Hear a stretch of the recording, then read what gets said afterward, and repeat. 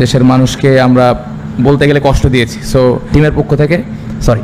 করে গুলবাদী নায়েবের ইনজুরি নাটক নিয়ে আফগান অধিনায়ক জানান, তার ক্র্যাম্প হয়েছিল মনে হয়, আমি আসলে জানি না তার কি হলো, আমি জানি না সোশ্যাল মিডিয়াতে কি চলছে।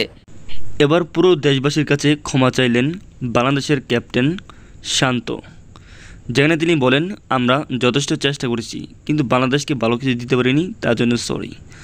আফগানিস্তান জিতে গিয়েছে বাংলাদেশের সাথে খেলে, চলে গেছে সুপার 4-এ, আর তাই তো আজকে তাদের দেশে ঈদের মতো আনন্দ উৎসব, যেখানে বাংলাদেশ চেয়েছে সব কিছু দেখছিল, যেখানে আফগানিস্তান তাদের বুদ্ধিমত্তা দিয়ে বাংলাদেশের সাথে খেলার এবং জেতার চেষ্টা করছিল, যেখানে কোচের ইশারায় সেই প্লেয়ারটি অভিনয় করে সাথে সাথে একবারে মাটিতে লুটে পড়ে এবং ইনজুরি বাপ নিতে থাকে, আর সেগুলো দেখে বাংলাদেশের ব্যাটসম্যান লিটন কুমার দাস হাসে থাকে, কেননা হাসারই তো তাদের কাজ কাণ্ড।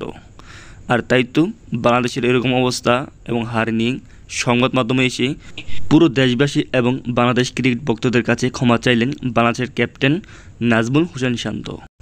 এবং গুলবাদী নাইম সে সময় কেন কোচের ইশারায় অভিনয়টি করলেন ইনজুরির, সেটিও প্রকাশ করলেন সংবাদ মাধ্যমে রাশিদ খান। তিনি বলেন, সেটি একটি ছোটোখাটো ইনজুরি ছিল, একটু পর আমরা আবার মাঠে ফিরে এসেছিলাম।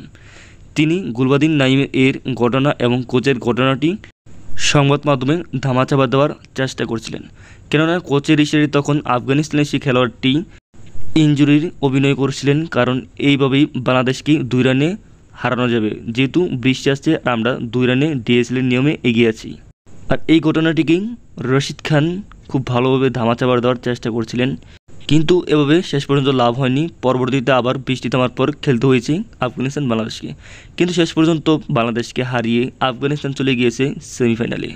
তো প্রিয় দর্শক, এই চ্যানেলে যদি আপনারা নতুন হয়ে থাকেন প্লিজ সাবস্ক্রাইব করে পাশে থাকবেন। সবাই ভালো থাকবেন, সুস্থ থাকবেন, টেক কেয়ার, টেক লাভ।